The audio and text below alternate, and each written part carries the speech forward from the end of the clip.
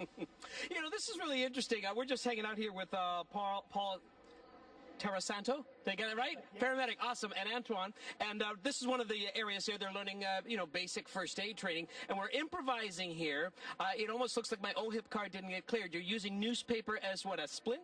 Yeah, absolutely. The big thing is in an emergency, you have to improvise with materials. So where you're going to utilize a magazine, newspaper as a splint.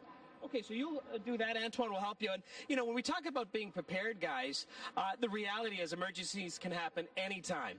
And yes, you highlighted a few. And the catalyst for that emergency, the possibilities are endless, whether it's a train derailment, an explosion, natural events. You think back to July 2013. It was an $850 million flood situation in the city. 2014, remember the twister in Goderich? It devastated the town. It was an F3. So the whole goal of what Emergency Preparedness Week is about getting people engaged to try to get them to be self-sufficient for 72 hours. That is not to say that the emergency teams don't respond until then, but they're going to prioritize. They're going to take care of the injured, get the infrastructure going. So if you're prepared, you can reduce the hardship that your family endures, and that's the key. And all of these lessons that the kids will learn, hopefully they'll take it home. That's pretty good, eh, Antoine?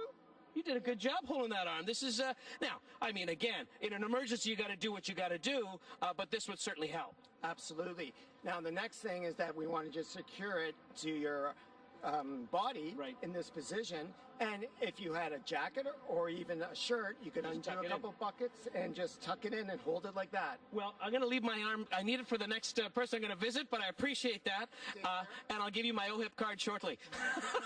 Let's move over. You guys are going to learn CPR. I want to bring in Aaron Dembinski with St. John Ambulance. Now, this is something you can take home with you, and that is, what are the top 5 things you should have in a first aid kit? So let me hop over on this side. We can let everybody see at home. If you were, there are many items you can put, and you should put, but the bare essentials, the top 5 would be what?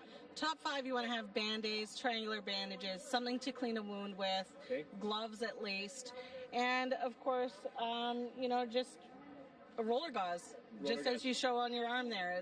You don't even need tape for this. And you should check this, I guess, every year, make sure everything's intact and still sealed, so it's sterilized, right? Absolutely. You want to keep it in something sealed, something available. If you're using stuff, make sure you replenish it, but do check it every 6 months. Things do expire. Absolutely. And the purpose of first aid is using whatever available materials you have there with you.